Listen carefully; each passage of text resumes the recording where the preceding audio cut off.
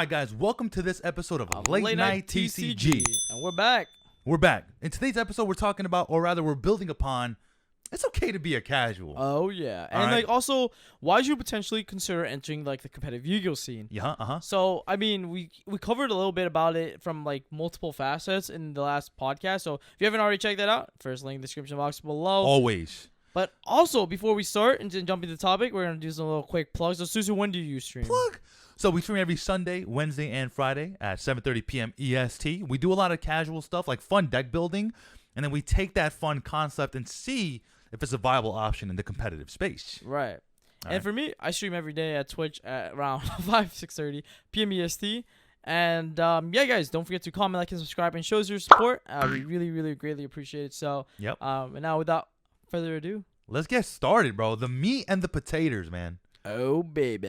All okay. Right. So, as you guys know, okay, so you know why this podcast, or rather, you know why this friendship works so well? It's because it's really funny because, when we calculate percentages, we calculate them oppositely, but we get the same answer. Right. Right? And that's when you're really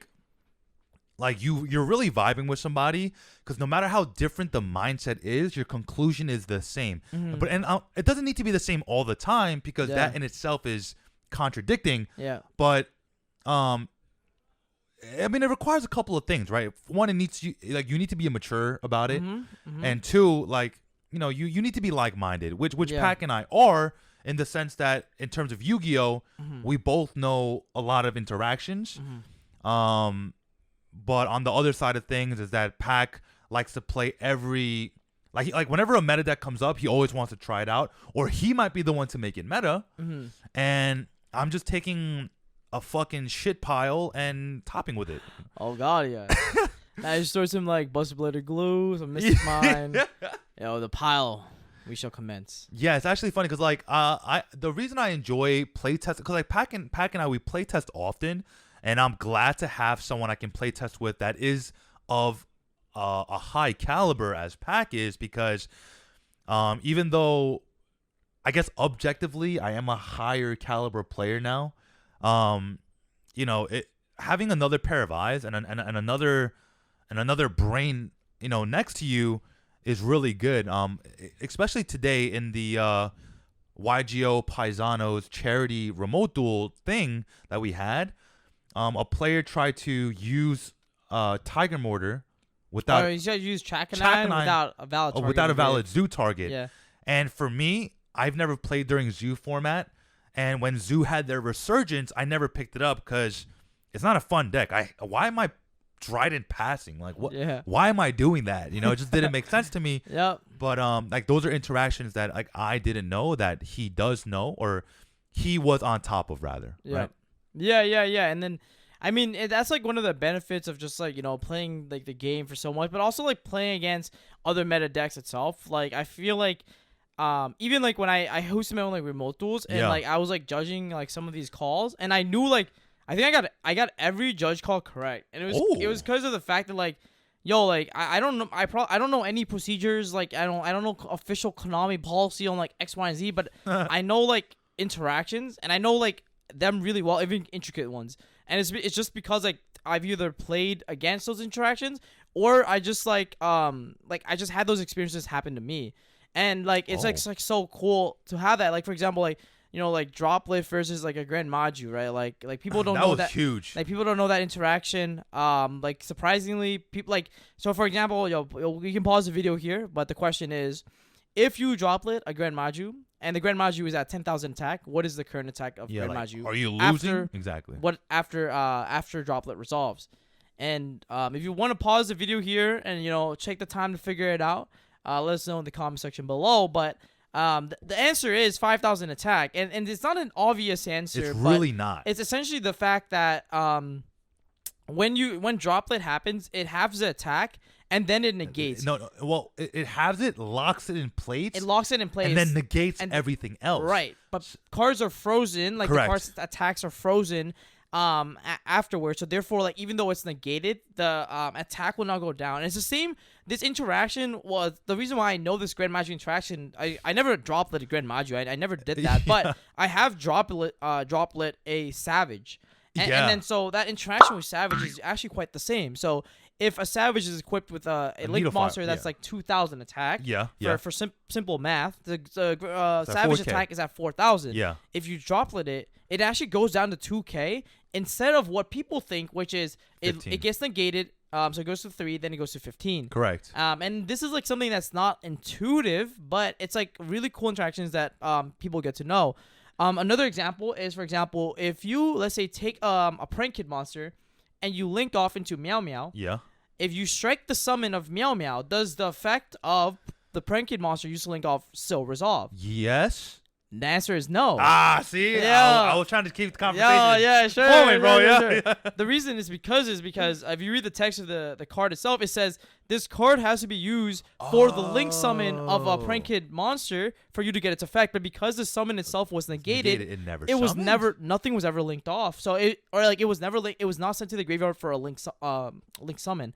And like it's just like these very small but very intricate interactions is really, really important because it allows you, first of all, to not get shedded accidentally or intentionally, and then of course you get to make better in-game decision makings if you do have a Solemn Strike now. Yeah. Because a lot of people would actually do what? They would strike the effect of Prank Kid, let's say like Fansies, instead of striking the summon itself. Correct. If you strike the effect, right, they still have a body on board, but if you strike the summon, they lose both the effect and the monster. Body. Yep. And so these are like kind of like the things that if you guys play competitive Yu-Gi-Oh, you understand these better, and whether or not you want to understand them is integral to like whether like your, I guess, development and how you like do well in like the meta game, right? Yeah, and it's like a casual player would never know that. I mean, dude, like even as a casual player competing in like high levels, because like in the Extravaganza, I must have played like everyone I played -2 players, so 6 out of the 8 rounds, I played like YCS toppers, like people who played in Nats and Worlds. Yeah. You know, like I also 2-0'd Cody Angelo. We don't talk about that, bro. You're just playing insects, I heard. I mean, the meta, back in the day, insects were really broken. You know what I'm saying? He summoned Boom Dozer, bro. I'm sick. Yeah, but to be fair, I think like our IRL, like, I think we're pretty 50-50. I don't know about that, Chief. Bro, I'm sick. Stop sucking your teeth, bro. Stop sucking your teeth, bro. Those D-shifters, bro. Every time Suzu draws D-shifter, I just automatically lose one game. It's just crazy. Like, it's actually nuts. And I draw it every game. And he draws it every game, so I inherently lose every game I want to play. Yeah, it's actually really funny because, like, I remember during the Extravaganza, like, I drew shifter every hand, right? So after my match ended, I called Pac, like, through Discord. And I was like, yo, Pac, I'm just going to sit here. Just tell me how to cut my deck. I'm going to draw 5 cards +1. And let's see what happens, bro. Yo, he would legit. My hands never left the table, right? I legit drew shifter. I think 8 or 9 out of 10 hands. Oh, I'm sick. Yo. Like, it was actually insane. But that's a topic for like another day. But I think just to kind of re-dive into this topic, I feel like Pac said it best in the prequel is that, like, okay, do you even want to be a competitive player? Like, right. what benefits are there to being a competitive player if you're not a content creator, or if you don't really care for the clout? Because in competitive Yu-Gi-Oh, the prizing is trash. Yeah, true. Right? So, like, why are you getting into competitive Yu-Gi-Oh? You know what I'm saying? Like, are you still single? Yeah. Okay, there you go. That's I'm sick. I'm sorry. Are you still single? I said that yes with such like confidence. Yeah. I was like, yes. Yeah, the cloud doesn't benefit you, except okay. Let's be very honest. Wait, what are you talking about, bro? Yu-Gi girls. How? Okay, if you weren't a content creator, but you were good at Yu-Gi-Oh, right? Like, no one's gonna come into the room and be like, bro, I'm a big fan. Like, no one's gonna do that. Yeah. Yo, surprisingly, before I became a content creator, so after I won the PPG, I had people message me like Ich Bein Spieler Alter. I literally had no idea what that meant. And since someone eventually told me, it's something about how like you're an Altergeist player, like most German players are Altergeist players. That was like the meme. Okay. And I was just like, yo, why am I getting messages from random dudes that are like, yo, help asking me to fix your ulcerator list? I'm like, it's actually crazy because I feel like, for example, like I have like Kamal Crooks, a really good friend of mine, right? Like, bro, he has fans.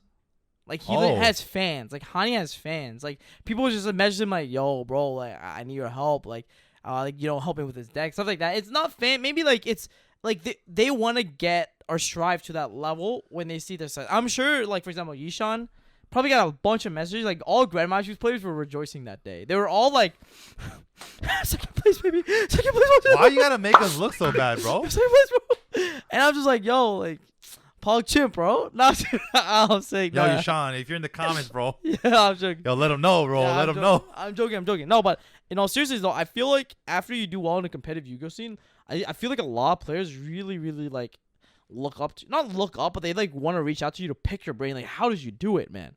It's easy. How? Draw shifter. I'm sick. But no, seriously though, like, I guess if I answer your question still, to go back to, it's like, would I still be playing competitive Yu-Gi-Oh? Correct. If I was in country grid, I feel like yes. Like I always enjoy the competitive aspect of this game. Like when I entered it at first, it was just for fun, but afterwards I was like, yo, I want to win OTS packs. No, you were like, bro, I'm better than, like, 90% of the populace. Nah. You read. No, reading isn't an amazing asset in this game. Yeah, it's crazy. It sounds dumb, but like, bro, if you read, yo, I feel like you automatically just get like let's say like you're level like 1, right? In like Yu-Gi-Oh. If you read, you literally get +5 to your level. Easy. Like crazy. Think of it like a video game, right? Easily, yeah. You got the veteran players that are level like 99, bro. They're a crackhead. But then if you like read a little, like you get like a crazy bump. Like you go like +50 sometimes. You're like you automatically get level 50 immediately. Like legit. It's just crazy. Legit. And the craziest part is like you have to understand, like and we kind of like talked a lot about this in the prequel, and it's like card interaction and like just knowing every deck, right? So and like that, I feel like a lot of people kind of disregard that because everyone's always stuck to their one deck, right? Like because every archetype, it's like some of them have like a fucking cult following, bro. Yeah. Like if you look at Madoshi players. Dude, some of their decks are like legit, like $1,000. Yeah, for a fun deck. Yeah, and like, yo, it's so funny because like you gotta like obviously like walk the talk. And like for me, like for example, I played against a guy who's playing Plunders in the LCS, and yo, like I'm like, bro, you don't even need to tell me. He was like affect Red Beard, and he's like explaining to me, I'm like, yeah, no, you good, bro, trust. I know what these cards do. And he's like, what? You know what I mean? And then like I was watching this other guy playing against like Speed Roy's, right? And he's like, yeah, I know what these effects are. He's like activating like all these cards. I'm like, what? Like it just goes to show that like first of all, you save hella time. A lot of time, yeah. Like and then second, like you know how to beat those decks when you played them, right? So and that's why like yo, like that's why Dueling Book is a good place to test. And it helps you determine whether or not you even want to get the deck in the first place. Correct. But in terms of like if you're like more casual and like you're thinking about entering the competitive scene, like I always ask or like say like try to play at least one meta deck of that format and then see if that's like your play style and like whether or not that like fits for you, right? Like you can give anyone like Infernobles or like let's say Dragon Link, but but they can still like do very poorly with the deck. Well, if unfortunately, just because they don't like know it or how to sequence the plays or plays through interruption or hand traps as optimally as possible, right? And that's not something that having the deck will ever teach you. Like you can buy it, right? But then you can't buy that experience or like that knowledge. It's actually really funny because when Infernobles first started coming out and Pac started playtesting with it, I got a chance to playtest with against Pac, right? And like that was like one of the biggest reasons why like I even started playing Grand Maju.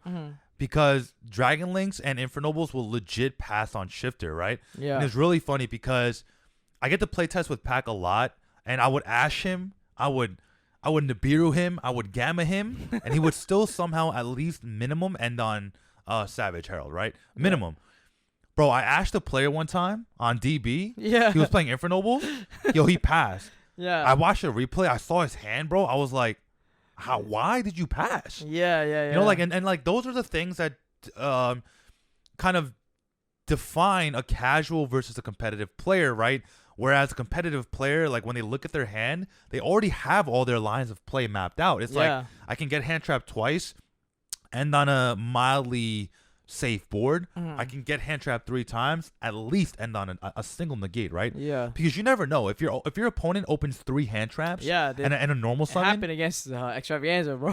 Yo. Exactly. Yo, let me tell this story, bro. Yeah, go. Yo, let me hear it, bro. I got drolled, Nibiru'd, Gamut, and then I had like nothing left. I'm like, tag this. Let me see that hand.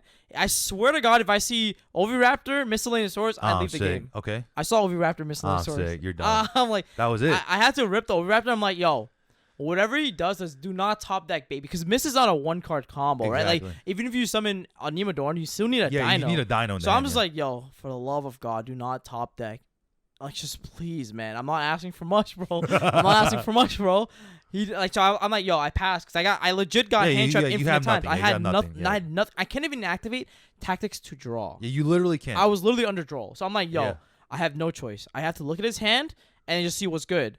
And so I ripped the Raptor. The guy top deck impermanence. I'm like, yo, hallelujah, bro. Hallelujah, bro. I was like, yo, this is my only chance for me to like come back because the guy just went like he just set he actually set miss pass. I'm like, what? I'm like, yo, all right, we got a chance, bro. This Nibiru token's kind of fat, bro. I legit played Nibiru token control and then I top decked my Gear Freed. I'm like, yeah, GG's, bro. Let's go. Wow. And then that was it. Yeah, I mean, at the end of the day, look, listen, guys. To kind of appeal to the more competitive players who are watching this video, we are in a hand trap heavy format, and most decks will run minimum 12. Yeah. The chances of them opening 3 hand traps are very, very high. And then on top of that, they have a chance of drawing bricks or cards that are non-starters. Yeah. So realistically speaking, the chances of them opening their single starter, realistically, if they play 9, is what? Like 33% right? It depends how many copies they have. They have 9 copies of a single starter. It's probably like it's like 70%. Really? Yeah, it's if you run 9 hand traps, the odds of seeing one is like 70 something. No. As in like they have like, well, okay. So most decks, so Infernal speaking, they have 6 starters or 2 starters, but 3 copies of each. We have 4 1-card starters. Well, and then everything else is like all extenders. Before of 3 copies, so 12. No. 4. Like single 4 copies, like 3 connector and then Rhoda. Okay. Yeah. Wow. How are you winning? What? Because every like, if you draw Red Layer Fireflint, that's just combo without normal summon. That's just like you just put. True. You just slap 2 warriors. That's full combo. For Isolde, yeah. That's true. That's like true. It's crazy because we made Isolde a 1-card like.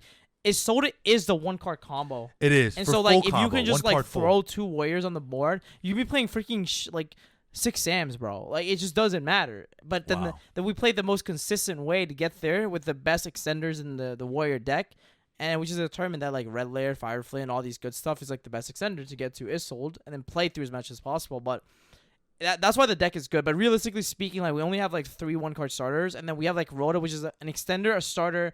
It's just like the most ridiculous card. Yeah, it's a utility card, right? Yeah. And I mean, well, before we dive too much into it, I mean, like you have cards that are in archetype and those that can extend you that are not in archetype. Yeah. Like I mean, Gold Sarcophagus is technically an extender for Dragon Maids. Yeah. Because you banish the Tempest and you grab the Parlor, right? Yeah. So I mean, again, these are things you understand once you dive more deeply into the competitive scene. And truth be told, from one casual player to another, like take that dive. Like it's not as bad as you think it is, right? Yeah. Like to be quite frank with you, I think casual players are more toxic than competitive players are, because with the casual player, like their deck is king, bro. Yeah. Like, yo, if you told a Dark Magician deck, like, yo, like, come on, we're in 2020, bro. Yeah. You're playing 3 vanillas. We're in 2020. They're gonna be like, your deck is trash. Listen, I play Dark Magician too, bro. Yeah. You know, like, and I've beaten like a Dragon Link deck with Dark Magicians, but like, I think it has to go to the fact that you have to be like open-minded to like play the competitive scene, and that like sounds really underrated because. Yo, like, you have to be able to, like, say that, yo, let's say you built a deck, and then like, someone's like, yo, what have you considered playing this, or this? You have to, like, try those out, and then, like, be open-minded enough to see whether or not they're good or bad, right? Most of the time, they're probably trash, but at least actually try it, and then see and determine for yourself, you know? No, you know what's really funny, though? Competitive players will be like, nah, that's trash, right? But they'll go home, try it out, they'll call you later, be like, yo, bro, you were right. But like that's the thing about competitive players. Like they'll admit you were right. Yeah. Like, oddly enough, in this game. Yeah. Whereas a casual player would be like, yo, 3 Eternal Souls is the correct. Yeah. I mean, it's a searchable card, bro. You legit could run one and you'll be fine. Yeah. It's a double-edged sword anyways. For you Dark Magician players out there, come on, guys. Yo, everyone's like literally shit posting around in like the Dark Magician Facebook group. They're like, yo, I swear to God, yo, you see this dude right here, bro? You know what he said about our deck, bro? Yeah, my name is Pac. I'm sick. But yeah, no, though that's very it's like one of the things for sure that you also like open-mindedness. It's not easy, man. It's not like something you're just very hard. You wake up with and you're like, yo, I'm an open-minded person. It's like something you have to like comes with experience, with maturity, with time, man, and it helps. Like that's why like you see that like whenever you play against a good player, bro, like they're just like not even salty. They're just like, yeah. I mean, they're like disappointed, but it's more of like, I mean, what can I do? There's nothing much you can do. Like, no, like I remember playing against like I was watching Jesse play against this other dude, and like Jesse was just not drawing playable. Like he set pass for 4 turns, man. Like playing virtual world, surprise. But like he was just like, I desire twice. I upstart. I Foolish Sparrow good into like Metaphors Fusion. I still didn't see 1 Lulu, and there's 3 left in my 5 card deck. Wow. And I'm just like, do I just lose the game? I guess I lose the game. Like, but it's just like kind of those things where you're more able to come to terms with even losing, right? But like, let's say you're playing like a deck like Dark Magicians. When you're losing, you're like, oh my God, this deck is so unfair, man. Like, how do we do this, bro? There's so much. I'm like, bro, like, what can you do, man? Like, the cards are printed, and it's just like, you know, you have to make the best out of these situations. You know, like it's not like I'm in the R&D lab, you know, working secretly for Konami, printing out Smoke Grenade, or I'm DZ just being like, you know, a new Altergeist support. Wow, you just put a target on our backs, bro. I'm sick. Nah. I'm sick. But it's just that, like, realistically, like, Konami just prints out crazy cards all the time, and it's like, you know, what? You either play those cards and then do really well with them and figure out ways to make them good, or you're gonna get left behind. You know what's a really interesting thing to think about? Yeah. If Yu-Gi-Oh was a card game where you can where every archetype will lock you into that archetype, meaning like there's no splashable engine. Yeah, I feel like that'd be sick. Yeah. At that point, like Dark Magicians would be a really good deck because like they have so much in archetype support. Because technically, no other deck could play Dragoons. Oh, true. Technically speaking, no other deck could play Dragoons. But it's really funny because a lot of older archetypes actually do hard lock you into that archetype. If heroes could play other splashable engines, the deck would legit be tier 0. Like, legit be tier 0. Let's go. Like, cause like most of the cards in heroes lock you You into need heroes. like a 30 card extra deck though. That's true. Yo, that's true. I feel there's like 10 cards in the extra deck that's like just unchangeable. Like when you play the hero deck, yo, you literally like there's like 10 cards in the hero extra deck that's like you cannot change. It's like true. Like I wish you could say you could change it, but it's like, yo, if I don't play Cross Crusader, bro, you have no extenders, bro. Yeah, it's like, yo, I'm not gonna play Dark Lord, man. Like, you know, like there are cards that you literally cannot take out, man. It's like so hard. But I want to say like go back to like this idea of how like you can still play casual decks and still do well. Like here's a good example. Maybe Rogue deck is a better example, but like Dragon Maids. Yo, like I won like $500, $600 playing Dragon Maids. I won the Starlight. I won like mad prizes off like luxury gaming tournaments. I just played Dragon Maids, and I'm just like Dragon Maids, and I was just like, what? Yo, this is a waifu, bro. Like this is bait for bait. Okay, listen. To be fair, the deck is nice. All right, no. Don't even go there. No. Don't go there. Yo. Dude, there's so many people in the there's so many people right now watching this video that have no idea what to do. All right, let me just quickly explain, and then you can continue your story. Sure. So Dragon Maids end on seals and Shao if they open decent. Most of the time they'll end on a seal, but even if you end on a seal, you go +4 on your opponent's standby phase and/or main phase. Now continue your story. Alright, yeah, but the thing is though, like, it's mad funny because I never actually even played that deck. Susu, I was on stream with Susu one night, and some dude in his comment was like, in his stream was like, yo, bro, Pat, you should play Dragon Man. I'm like, let me cook something up. And I started playing, I'm like, oh damn, yo. That's kind of nice, y'all. I think I have 4 with Susu. You know what I'm saying? Okay, listen, at the time, I didn't know what the deck did. I don't know where to stop it. To be fair, the The deck has Like, you can't 10 even kaiju the star- seals. Yeah, you can't. You kaiju the seals, you're playing into his game plan. Yeah. Because you tribute the seals, and upon tribute, seals activates the effect. I'm sick. Yo, summon nurse effect, summon Chamber F. at tiding. I was like, what the hell? I literally, one seal just got me 2 bodies and a search. That's +3. Assuming you didn't seal a bounce your opponent, which is like +3 -1, which is the net 4 advantage. Net 4. And then if you're dumping Parlor and then you dump the tiding, the banish at tiding, you even go plus infinite. Yeah. That deck is crazy, bro. It's Go nice. pick it up, for fuck's sake. Yeah, it's nice, bro. Max Cole did a nice job like printing the deck out in lower rare, but then Yu-Gi-Oh you players. Dragon Maid players, I know you guys bought out hospitality. Yeah, you It's guys have just- to stop that shit, bro. Yeah, $20 super rare. I'm sick, man. Bro, legit, like, Konami's like, hey, I'm going to do you guys a favor. Reprint all the expensive cards. Yu-Gi-Oh players, I'm going to buy all the cheap cards so the deck is the same price it was before all the reprints. You guys are stupid. $20 Curse Hellland. Yo, seriously, bro. $20 Black Elixir. But to be fair, Black Elixir you could play one of or none of, and Elish did drop more than 10th of his price. So, True. truth be told, the full Eldritch core would have ran you about 400, but now even with the Eldins at 20 and the single Elixir at 20, I mean $100, like that's nothing. Yeah, it's a It's a lot. fourth of the price. It's a lot better now. It's a lot better now for sure. But look, guys, if you want to play your rogue deck, if you want to compete at the pinnacle of Yu-Gi-Oh's competitions and with Yu-Gi-Oh's finest, you can do it. Yeah, by And- subscribing to this. Yeah, subscribe to this channel. Follow for 5 monthly lessons of. But nah, yeah, you can do it, and we see that, right? We got Coda playing on Chains. Yeah.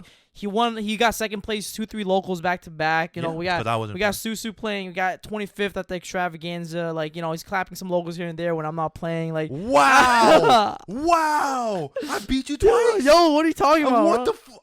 Yo, go watch Yeah. the VOD, bro. Nah, Yo. go watch the VOD, bro. I'm Roll the sick. clip. Nah. I'm sick. You know, like it's a very plausible to like do well with decks that aren't like, you know, the freaking hand loop 10, like, you know, like make you blow your whole board up, look at your whole hand. Dragon loop, you cannot go into your extra. Like, there's ways to like still play in today's metagame.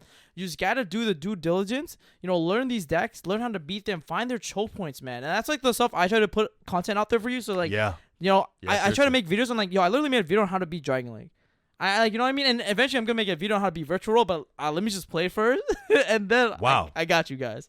But Wow. no, all jokes aside, it's like, look, yo, you guys can beat these decks too. You know, like it's not the worst thing in the world. We've had worse formats. Yo, There we legit have. yeah, Yeah, we there's, like- legit have. I mean, I watch a lot of old Yu-Gi-Oh. I've seen Dragon Rulers. the worst and the worst of Yu-Gi-Oh, man. I've seen FTK formats. I've seen Dark.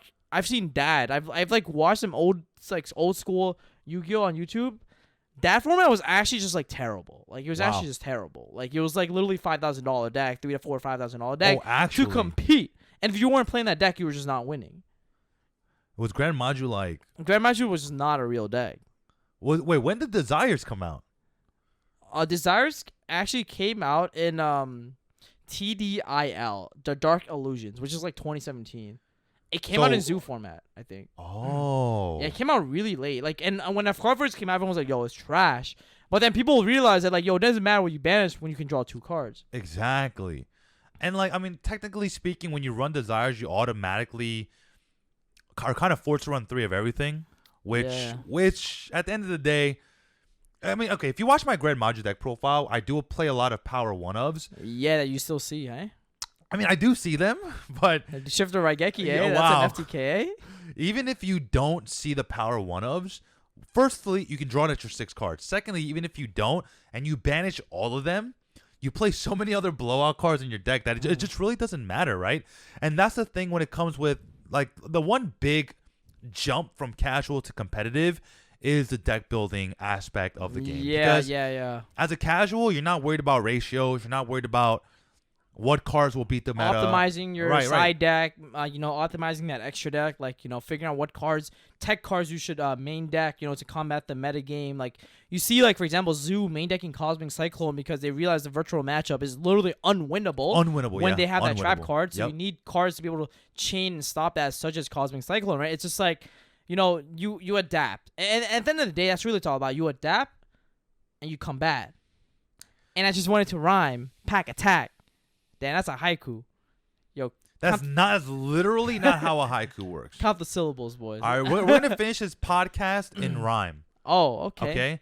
So the podcast has reached its time. We have learned today that Pat can't rhyme. Ah. But when we are playing at locals and we go to time, make sure you do fansies and burn in time. Jokingly, triff. I'm playing a guitar. I'm playing my riff. Okay? When I let the words go, I let it straight slip. Oh. I throw a bar out here and I'm a straight up. Anyways, guys, so it is about that time in the day. Guys, look. We hope you enjoy that little small segment at the end. Sick. If you want more of that, let us know in the comment section below. And as always, thank you for your support. And let us know what you want for the next podcast. Right, yeah. If we pick your comment, You get a boost of box. you get a booster box. All right. Yeah, I realized, like, we've never met our like old Sag, by the way. Big Sag. But at the same time, we do want to kind of do giveaways to kind of show you that we appreciate you being here and sitting through a 30-minute video. These are not short. Yeah, he's not short. You'll be surprised at, like, you know, the attention span of people on YouTube, unfortunately, is very low. Like, retention is really hard, so we appreciate you guys spending that 30 minutes with us, listening to us, whether you're on your drive back from work after a long, grueling day, or just, you know, on a nice little run, you know, or like a nice little jog, or even at the treadmill. We're Yu-Gi-Oh players, so... There's actually a guy in the comment section that actually watches our podcast while on the treadmill, and Paulo, actually, one of the best players in the world, actually, 23 Premier Tops, or 24. Went to Worlds, I believe, and won, like, multiple YCSs. All right, I'm just, like, gonna stop. Yeah. So what is he doing? He watches our podcast on the treadmill. Wow. I know. Shout out to Paulo, bro. Appreciate you, man. Well, Paulo, slide into my DMs, bro. We gotta have a fitness off. Oh. You know what I'm saying? Nah, you just gonna go L like F. Sick. Anyways, guys, thank you so much. We'll see you in the next one. Peace.